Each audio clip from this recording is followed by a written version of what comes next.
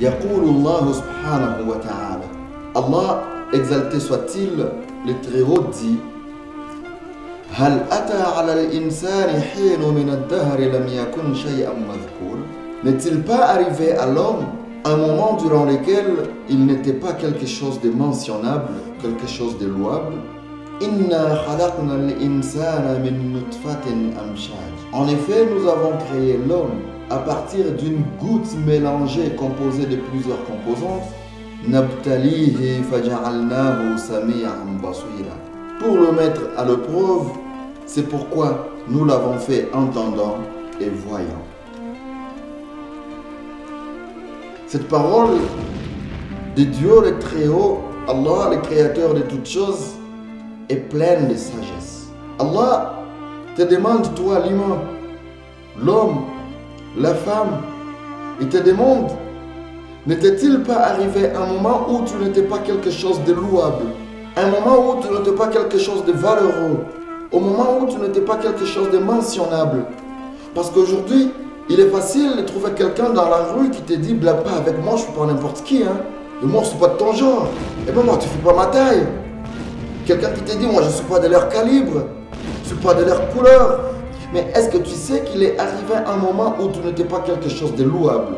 Toi qui dis que tu n'es pas n'importe qui, sais-tu au moins qu'il y a un moment que tu n'étais pas n'importe quoi?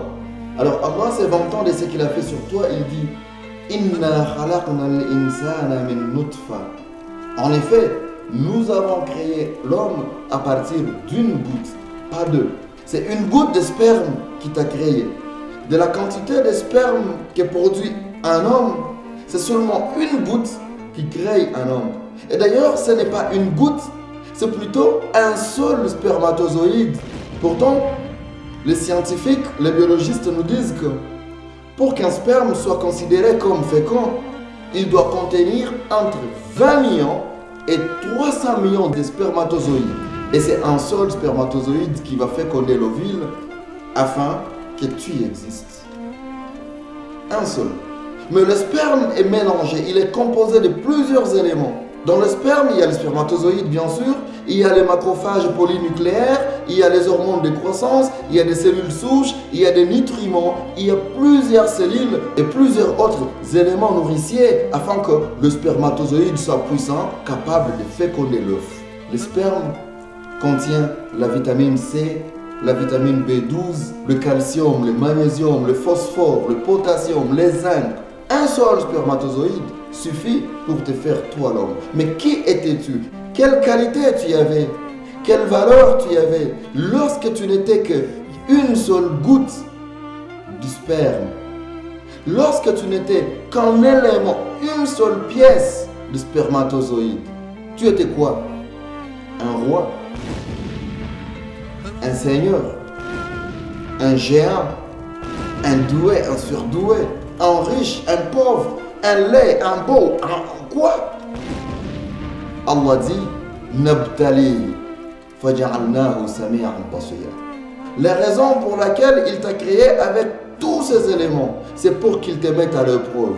Parce que c'est dans ces éléments qu'il y a ce qui te rend fort, qu'il y a ce qui te rend intelligent, qu'il y a ce qui te rend beau, qu'il y a ce qui te rend brun, clair, noir, petit, grande taille. Il y a ce qui te rend tout ce que tu es aujourd'hui. Et la raison, c'est pour qu'il te mette à l'épreuve. Comment est-ce que tu vas utiliser ta force si tu deviens fort? Comment est-ce que tu vas utiliser ta beauté si tu es né très beau? Comment est-ce que tu vas utiliser ton intelligence si tu es né doué, surdoué ou intelligent? Et Allah, il a fait en sorte que tu sois un entendant et un voyant pour que tu entendes ce qu'il y a sur cette terre et tu vois ce qu'il y a sur cette terre. Si tu es né intelligent, sache que ton intelligence, c'est une épreuve de Dieu. Si tu es fort, sache que ta force, c'est une épreuve. Si tu es faible, sache que ta faiblesse, c'est une épreuve. Si tu es riche, sache que ta richesse, c'est une épreuve. Si tu es pauvre, ta pauvreté, c'est une épreuve. Si tu es beau, ta beauté, c'est une épreuve. Si tu es laid, ta laideté, c'est une épreuve. Arrête de sous-estimer les gens. Arrête de surestimer les gens.